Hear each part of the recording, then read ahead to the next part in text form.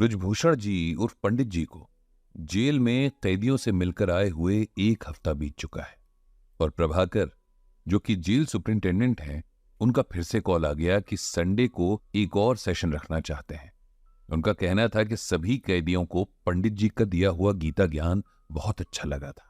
पंडित जी ने खुशी खुशी आने के लिए हाँ कर दिया था। कॉल रखने के बाद उन्हें पिछला सेशन याद आ गया। किस तरह लगभग सभी कैदी अपने मन में कोई न कोई सवाल लिए थे, जिनके जवाब अगर उन्हें पंडित जी के जरिए मिल सके तो कितना अच्छा होगा। पंडित जी को उस कैदी की कहानी भी याद आ गई। क्या नाम था उसका? पंडित जी ने याद करने की कोशिश की। उन्हें सुधीर का नाम याद आया और साथ ही याद आई उसकी कहानी भी। सुधीर ने बड़ी मायूसी से पंडित जी को बताया कि उसे जो क्राइम के लिए सजा मिली है वो उसने किया ही नहीं है, लेकिन उसके पास अपनी बात साबित करने के लिए न कोई प्रूफ है और न ही अपना केस लड़ने के लिए पैसे। वो दिन रात भगवान से एक ही सवाल करता कि अगर वो सब कुछ देखता है तो उसकी तरफ से आंखें बंद क्यों कर ली? वो ईश्वर सबके साथ इंसाफ करता है तो उसके साथ ये इनजस्टिस क्यों? फिर उसने अपनी सारी कहानी सुनाई कि उसके साथ कब और क्या हुआ था। सुधीर के पिता का अपना बिजनेस था, घर में पैसे की कोई कमी नहीं थी। सुधीर का एक बड़ा भाई था जिसे बिजनेस में कोई इंटरेस्ट नहीं था। वो पढ़ाई में बहुत अच्छा था और उसने बहुत दिल लगाकर गवर्नमेंट जॉब के लिए प्रिपरेशन की और उसका सिलेक्शन भी हो गया। अब सुधीर को ही अपने फादर का बिजनेस आगे बढ़ाना था और उसे इसमें इंटरेस्ट भी था। कॉलेज की पढ़ाई कंप्लीट होने के बाद सुधीर ने अपने फादर के बिजनेस को पूरा टाइम देना शुरू कर दिया था और कुछ ही वक्त में उसने सब कुछ समझ भी लिया था। उसके फादर भी अब सैटिस्फाइड थे कि उनका एक बेटा तो उनके काम को आगे ले जा रहा है। समय बीतता गया। उसके पेरेंट्स की डेथ हो गई थी। सुधीर के भाई की शादी हो गई थी। सब कुछ ठीक ही चल रहा था। सुधीर को एक बिजनेस ट्रिप पर अपनी ही एज का लड़का मिला। इन दोनों की बहुत कम समय में अच्छी दोस्ती हो गई थी। इस लड़के का नाम रवि था। धीरे धीरे मिलना जुलना भी बढ़ने लगा। रवि बहुत एम्बिशियस और बिजनेस माइंडेड था। उसके पास बिजनेस को लेकर बहुत सारे आइडियाज थे। वो और रवि अक्सर इन पर बात किया करते थे। रवि की सोच और आइडियाज से सुधीर बहुत इंप्रेस था। रवि अक्सर सुधीर से कहता था कि उसे अपने बिजनेस के अलावा कोई नया काम भी शुरू करना चाहिए, ताकि अगर आने वाले टाइम में इस काम में कोई प्रॉब्लम हो तब दूसरा बिजनेस उसे सपोर्ट कर सके। रवि की बातों से सुधीर को भी लगने लगा कि उसे कुछ और काम में भी इन्वेस्ट करना चाहिए। एक दिन रवि कुछ लोगों को सुधीर से मिलवाने उसके ऑफिस लेकर आया। उसके पास एक बिजनेस प्लान था और उसका कहना था कि ये लोग इस प्लान में इन्वेस्ट करने को तैयार हैं। सुधीर ने भी बड़े इंटरेस्ट के साथ ये प्लान सुना और उसे भी इसमें दम लगा। अब रवि ने नए प्लान पर होने वाले खर्चों की डिटेल्स दी, जो सुधीर को बहुत ज्यादा लगी। ये कई करोड़ का इन्वेस्टमेंट था और उसके पास इतने पैसे नहीं थे। रवि ने उसे कन्विंस किया कि अगर वो कुछ इन्वेस्टर्स का अरेंजमेंट कर ले तो ये प्लान एग्जीक्यूट किया जा सकता है। सुधीर ने बहुत सोचा और फिर उसे लगा कि कभी न कभी उसे ये रिस्क तो लेना ही पड़ेगा। उसने अपने 4-5 दोस्तों से ये बात की और उनको इस प्लान में इन्वेस्ट करने के लिए तैयार कर लिया। सबको इस प्लान पर इतना यकीन नहीं था, लेकिन सुधीर पर था, इसीलिए सबने उसे पैसे भी दे दिए। सुधीर ने सब पैसे जमा करके रवि को दे दिए। वो बहुत खुश था। उसे लगा कि अब वो बहुत बड़ा बिजनेसमैन बनेगा।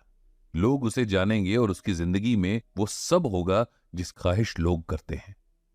टाइम बीतता रहा और रवि ने सुधीर से मिलने आना, उसके फोन उठाना कम कर दिया। शुरू में तो सुधीर को लगा कि शायद नए बिजनेस के काम में बिजी होगा, लेकिन धीरे धीरे उसे शक होने लगा कि रवि उसे जानबूझकर इग्नोर कर रहा है।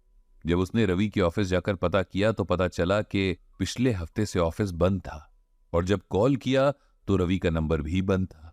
अब सुधीर को डर लगने लगा, लेकिन उसने फिर भी खुद को समझाया कि शायद रवि किसी जरूरी काम में व्यस्त हो। सुधीर ने रवि के थ्रू मिले इन्वेस्टर्स के नंबर्स पर कॉल किया तो उनके नंबर्स भी बंद मिले। अब सुधीर को पक्का यकीन हो गया था कि कुछ तो गड़बड़ है। रवि ने उसे अपनी बातों के जाल में ऐसा फंसाया था कि उसने कभी उसके बारे में पता लगाने की कोशिश ही नहीं की थी। न तो वो उसका घर जानता था, न उसके बारे में कुछ और। अब सुधीर ने उन लोगों को कॉल करके अपने ऑफिस बुलाया जिन्होंने उसके कहने पर करोड़ों रुपए का इन्वेस्टमेंट रवि के प्लान में किया था। जब ये लोग सुधीर के पास आए और उन्हें रवि के गायब होने का पता चला तो सब गुस्से में आग बबूला हो गए। उन्हें लगा कि सुधीर ने जानबूझकर उनके पैसे हड़प लिए और नाम रवि का लगा रहा है। उन सब ने सुधीर के खिलाफ एफआईआर कर दी। सारे सबूत भी सुधीर के खिलाफ ही थे, क्योंकि सबने पैसे सुधीर को दिए थे। सारे पेपर्स पर भी सुधीर के ही सिग्नेचर्स थे, इसीलिए उसे ही सबको जवाब भी देना था। इधर रवि और उसके गैंग का कुछ पता नहीं चला। उन्होंने जो आईडी कार्ड्स दिए थे वो सब नकली थे। कोर्ट में केस चला और सुधीर हार गया। उसे फ्रॉड के केस में सजा हुई थी और अब वो जेल में था। उसके भाई ने भी उसके कहे पर यकीन नहीं किया और इसलिए सुधीर एकदम अकेला पड़ गया। उसके भाई ने उसे एकदम अकेला छोड़ दिया था। अपनी ये कहानी सुनाकर सुधीर ने पंडित जी से बस इतना पूछा कि मैं निर्दोष हूं, फिर भी यहां सजा काट रहा हूं, और जो दोषी हैं वो बाहर ऐश कर रहे होंगे।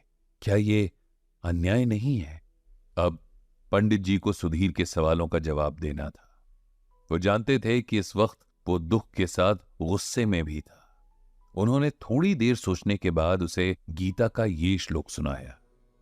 श्रद्धावानल लभते ज्ञानम तत्परः संयतेन्द्रियः ज्ञानम लब्ध्वा पराम शांतिम चिरेणाधिगच्छति। ये श्लोक भगवान श्री कृष्ण ने गीता में अर्जुन को सुनाया था। इस श्लोक का मतलब यह है कि अपनी इंद्रियों पर संयम रखने वाला मनुष्य ही संसार पर विजय प्राप्त करता है। भरोसा रखने वाले, अपनी इंद्रियों पर संयम रखने वाले मनुष्य ज्ञान प्राप्त करते हैं। फिर ज्ञान मिल जाने पर जल्द ही परम शांति को प्राप्त होते हैं। तुम्हारे साथ जो भी हुआ वो कलयुग में होना आम बात है, लेकिन इसका यह मतलब नहीं कि ये सही है।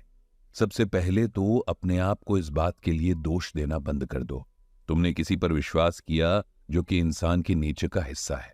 बिना एक दूसरे पर यकीन किए ये सोसाइटी चल ही नहीं सकती। गलत उसने किया जिसने तुम्हें धोखा दिया, लेकिन कहीं न कहीं ये होना बहुत पहले से तय था। तुम दोनों को पिछले जन्मों के हिसाब चुकाने होंगे, इसीलिए तुम इस जन्म में एक दूसरे से टकरा गए। न्याय और अन्याय बहुत गहरी बातें हैं। इन्हें समझने में जल्दबाजी नहीं करनी चाहिए।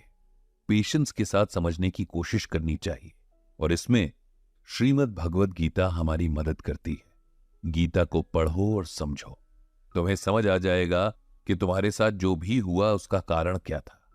इससे तुम्हें शक्ति मिलेगी और शांति भी। पंडित जी ने जेल सुपरिंटेंडेंट प्रभाकर से रिक्वेस्ट की कि सुधीर को एक गीता दी जाए। आज इस बात को एक हफ्ता गुजर गया है। पंडित जी सोच रहे हैं कि अगले हफ्ते जब वो जेल जाएंगे तब सुधीर से जरूर मिलेंगे और पूछेंगे कि क्या उसने गीता पढ़ी, और अगर पढ़ी तो क्या उसके मन को कुछ शांति मिली, उसके सवालों के जवाब मिले। ये सब सोचते हुए पंडित जी ने भगवान श्री कृष्ण से सबके मन को शांति और शक्ति देने की प्रार्थना की। और इस तरह गीता ज्ञान का ये एपिसोड यहीं खत्म होता है।